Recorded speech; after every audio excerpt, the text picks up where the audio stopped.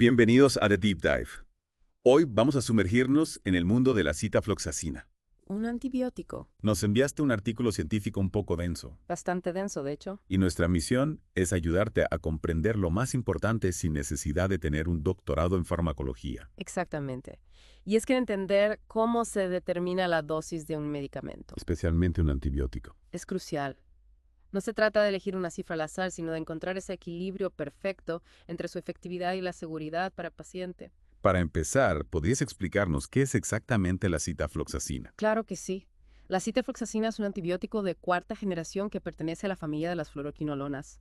Se usa para tratar varias infecciones como la neumonía y las infecciones del tracto urinario. Curiosamente, actualmente se comercializa principalmente en Japón, Tailandia y China. Interesante. El artículo que nos enviaste se centra en la dosificación de la citalfloxacina, Ujú. ¿verdad? ¿Por qué es tan importante determinar la dosis correcta? Buena pregunta. Los médicos necesitan una guía clara para saber qué dosis de citalfloxacina va a ser efectiva contra una bacteria específica. Estas guías se llaman puntos de corte y determinarlos es un proceso complejo como descubrir una receta secreta. Puntos de corte son algo crucial. ¿Podrías contarnos un poco más sobre ellos? Por supuesto, para establecer estos puntos de corte se consideran tres factores clave. Primero tenemos el ECOF, que significa concentración epidemiológica de corte. ECOF suena a algo que diría un científico loco en una película. Jaja, puede sonar intimidante, pero en realidad el ECOF es la concentración mínima inhibitoria más alta, o AMAC, a la que las bacterias aún se consideran de tipo salvaje. Esto significa que no han desarrollado resistencia al antibiótico. Es como una línea de base para saber qué tan vulnerable es una bacteria en la citalfloxacina. Entiendo. Si una bacteria tiene una ECO por encima del ECOF, significa que ya ha comenzado a desarrollar resistencia. ¿No es así? Exactamente. Sería como una señal de alerta para los médicos, ya que indicaría que la citalfloxacina podría no ser tan efectiva en ese caso. Tiene mucho sentido. ¿Cuál sería el segundo factor a tener en cuenta? El segundo factor es el PKPDCO, o punto de corte farmacocinético farmacodinámico. Vaya, ese sí que es un trabalenguas. Lo sé. Pero simplificando, este punto de corte es la MIC más alta a la que una dosis específica del medicamento probablemente sea efectiva. Y aquí es donde se pone interesante porque no solo considera la potencia del medicamento contra la bacteria, sino también cómo tu cuerpo lo absorbe y lo procesa. Es fascinante. Entonces, si te entiendo bien, el PKP de sesión nos ayuda a comprender si una dosis particular de citalfloxacina realmente llegará al lugar de la infección en tu cuerpo y en la cantidad suficiente para combatir las bacterias. Exactamente. Es como una combinación de la fuerza del medicamento con la capacidad de tu cuerpo para utilizarlo correctamente. Increíble. Tenemos el Kikosoev que nos dice qué tan vulnerable es una bacteria a la citalfloxacina y el PKP de SIO que nos dice si una dosis específica será efectiva en tu cuerpo. Y el tercer factor. El tercer factor, a veces un poco olvidado, pero igualmente importante, es el punto de corte clínico. Este se determina observando los resultados reales de los ensayos clínicos. En otras palabras, funcionó la citalfloxacina a esa dosis en pacientes reales. Ya veo. No se trata solo de teorías y modelos, sino de ver qué pasa realmente en el mundo real, ¿verdad? Precisamente los ensayos clínicos nos brindan datos cruciales sobre la efectividad de la citalfloxacina en situaciones reales. Este tercer factor une todo el etazol, el PKP-DCO y la experiencia clínica real. Esto es realmente interesante. Ahora entiendo por qué determinar las dosis de antibióticos es tan complejo. No se trata solo de la bacteria, sino también de cómo tu cuerpo procesa el medicamento y cómo funciona en pacientes reales. Exactamente. Y con esto en mente, hablemos del estudio en sí. ¿Qué hicieron exactamente los investigadores con la citalfloxacina? Según el artículo, querían determinar el PKPDCO para la citalfloxacina contra 5 bacterias comunes: Ajá. Streptococcus pneumoniae, Staphylococcus aureus, Escherichia coli schiziochi, Klebsiella pneumoniae y Pseudomonas aeruginosa. Una selección bastante representativa de bacterias que causan infecciones comunes, ¿no crees? Totalmente de acuerdo. Y para hacer esto utilizaron datos de 340 y 2 sujetos, tanto sanos como infectados, para crear un modelo matemático que predice cómo se comporta la citalfloxacina en el cuerpo. Utilizar datos de pacientes reales es clave para que estos modelos sean lo más precisos posible. ¿Cierto? Y ahora viene la parte emocionante. ¿Cuáles fueron los resultados? Probaron diferentes dosis de citalfloxacina, 50 miligramos cada 12 horas, 100 miligramos cada 24 horas y 100 miligramos cada 12 horas. Descubrieron que la efectividad de la citalfloxacina variaba según la bacteria y la dosis como era de esperar. Claro, tiene sentido considerando que las bacterias tienen diferente sensibilidad a los antibióticos. Exactamente. Por ejemplo, contra Streptococcus pneumonia, una dosis más baja a menudo era efectiva, pero contra Pseudomonas aeruginosa los resultados no fueron tan claros. Pseudomonas aeruginosa, esa bacteria, tiene fama de ser bastante resistente, ¿no? Sí que lo es. Y precisamente con ella este estudio nos da un giro inesperado. Aquí donde se pone interesante. Cuéntame más. Aunque el análisis inicial sugería que la citalfloxacina podría no ser muy efectiva contra Pseudomonas aeruginosa, los ensayos clínicos mostraron algunos resultados prometedores. En serio. Eso es sorprendente. Confía. ¿Cómo es posible que un medicamento que no parece tan potente en el laboratorio funcione bien en pacientes reales? Ahí es donde entra en juego la penetración del fármaco en diferentes tejidos. Aunque el nivel general de citalfloxacina en tu cuerpo no sea tan alto, podría estar lo suficientemente concentrado en tus pulmones como para combatir la infección. Espera, ¿estás diciendo que la citalfloxacina podría ser más efectiva en ciertos órganos, incluso si su concentración general en la sangre es baja? Exactamente. Este hallazgo resalta la importancia de no solo mirar la concentración del fármaco en la sangre, sino también cómo se distribuye en los tejidos. Es como si la citalfloxacina fuera un agente secreto que se infiltra en el escondite de la bacteria. Jajaja. Me gusta esa analogía. Es una forma divertida de visualizarlo. Bienvenidos de nuevo a nuestra inmersión profunda en la citalfloxacina. Antes de la pausa, hablamos de cómo los investigadores buscaban determinar la dosis óptima de este antibiótico y algunos hallazgos interesantes sobre su efectividad contra diferentes bacterias.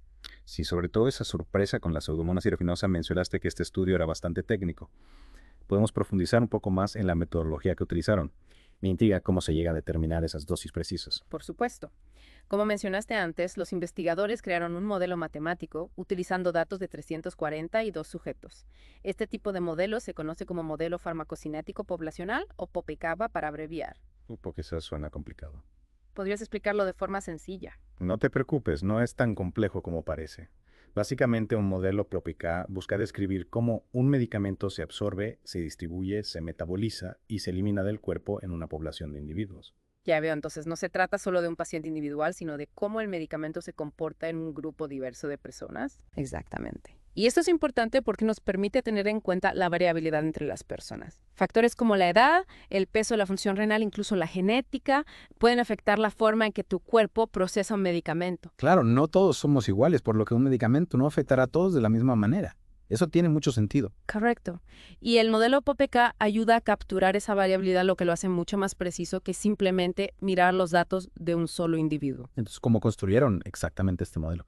Simplemente introdujeron un montón de números en una computadora. Ojalá fuera tan fácil. En realidad implica un análisis estadístico bastante complejo. Los investigadores utilizaron un software especializado llamado NONMEM para analizar los datos de concentración del fármaco en sangre de los 342 sujetos. No, ¿qué significa eso? Suena algo futurista. Significa Non-Linear Mixed Effects Modeling o modelado no lineal de efectos mixtos. Es un programa muy potente que se usa para construir modelos POPECA. Suena muy sofisticado. Lo es, pero lo importante es que este software les permitió a los investigadores identificar patrones y relaciones entre las diferentes variables, como la dosis del medicamento, las características del paciente y la concentración del fármaco en sangre. Imagina que es como un detective que busca pistas para resolver un caso, pero en este caso las pistas son datos y el caso es encontrar la dosis perfecta. Entonces, con NONMEM pudieron ver cómo todos estos factores interactúan y afectan la forma en que la citalfloxacina se comporta en el cuerpo como una especie de mapa complejo, ¿no? Exactamente. Y eso les permitió crear un modelo que puede predecir con bastante precisión cómo se comportará la citalfloxacina en diferentes pacientes y con diferentes dosis. Impresionante. Pero, ¿cómo sabemos si este modelo es realmente bueno? ¿Hay alguna forma de verificarlo? No queremos dar una dosis equivocada basándonos en un modelo defectuoso, ¿verdad? Muy buena pregunta. Sí, hay varias formas de validar un modelo por dental. En este caso, los investigadores utilizaron dos métodos principales, el análisis Bootstrap y la verificación predictiva visual o BPC. Bootstrap y BPC. ¿Puedes explicarnos qué son esos métodos sin entrar en tecnicismos? Claro. El análisis Bootstrap es una técnica estadística que implica crear múltiples muestras a partir del conjunto de datos original. Es como si tuviéramos un rompecabezas completo y lo desarmáramos para volver a armarlo varias veces asegurándonos de que siempre obtenemos la misma imagen final. Muestras. Como si estuvieran tomando pequeñas porciones de los datos y experimentando con ellas. Exactamente. Y luego usan estas muestras para construir nuevos modelos y ver si los resultados son consistentes con el modelo original. Si los resultados son similares en todas las muestras, eso nos da confianza en que el modelo original es robusto y no se basa solo en una peculiaridad de los datos. Entiendo. Es como comprobar si el modelo sigue funcionando bien incluso si cambias un poco los datos. Yeah. Es una forma de asegurarse de que no es solo una casualidad, ¿no? Exactamente. Y luego tenemos la verificación predictiva visual o VPC. Esto implica simular datos utilizando el modelo y luego comparar estos datos simulados con los datos reales. Si el modelo es bueno, los datos simulados y los datos reales deberían coincidir bastante bien.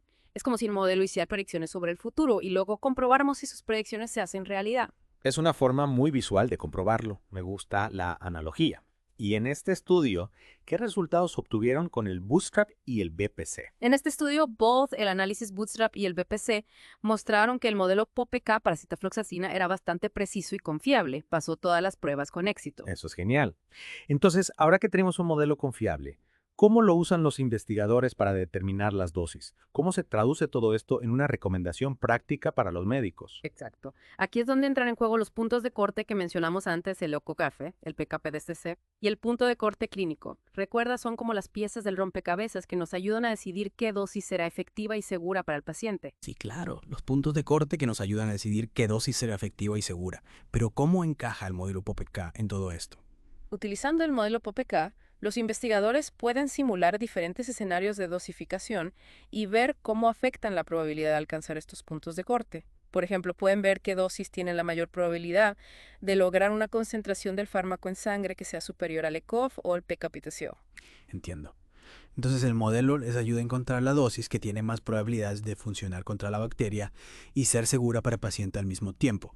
Es como una herramienta de precisión para afinar la dosis, ¿no? Precisamente. Y este tipo de análisis es crucial para determinar las dosis óptimas para diferentes tipos de infecciones y diferentes grupos de pacientes. No es lo mismo una infección leve en un adulto joven que una infección grave en una persona mayor, por ejemplo. Es increíble cómo un modelo matemático puede tener un impacto tan real en la salud de las personas. Nunca me había imaginado que la dosificación de medicamentos fuera tan compleja. Lo es, pero es una complejidad necesaria. No se trata solo de elegir un número al azar, se trata de encontrar el equilibrio perfecto entre la eficacia del medicamento y la seguridad del paciente. Y gracias a la investigación estamos cada vez más cerca de encontrar ese equilibrio. Y este estudio demuestra cómo los modelos matemáticos y las simulaciones pueden ayudarnos a encontrar ese equilibrio. Es realmente fascinante. Exactamente.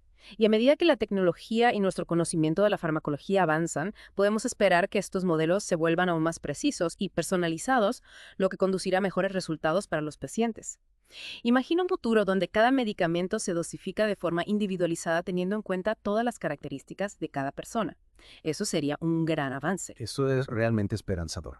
Hemos aprendido muchísimo sobre la citalfloxacina, cómo se determinan las dosis de los antibióticos, el poder de los modelos matemáticos y la importancia de la atención médica personalizada. Y lo más importante, hemos visto cómo la investigación científica continua nos ayuda a comprender mejor los medicamentos que usamos y cómo usarlos de manera más efectiva para combatir las infecciones. Es un trabajo constante que tiene un impacto real en la vida de las personas. Totalmente de acuerdo. Ha sido una inmersión profunda, fascinante. Muchas gracias por tu experiencia y por guiarnos a través de este complejo tema. Ha sido un placer escucharte. El placer ha sido mío. Siempre es un gusto compartir mi pasión por la ciencia y la medicina con una audiencia tan curiosa. Espero que esta información les sea útil. Y a ti, querido oyente, gracias por acompañarnos en esta aventura de aprendizaje. Esperamos que hayas disfrutado de esta inmersión profunda en el mundo de la citalfloxacina. Recuerda que el conocimiento es una herramienta poderosa. Y cuanto más sepamos sobre los medicamentos que tomamos, mejor podremos cuidarnos. Hasta la próxima.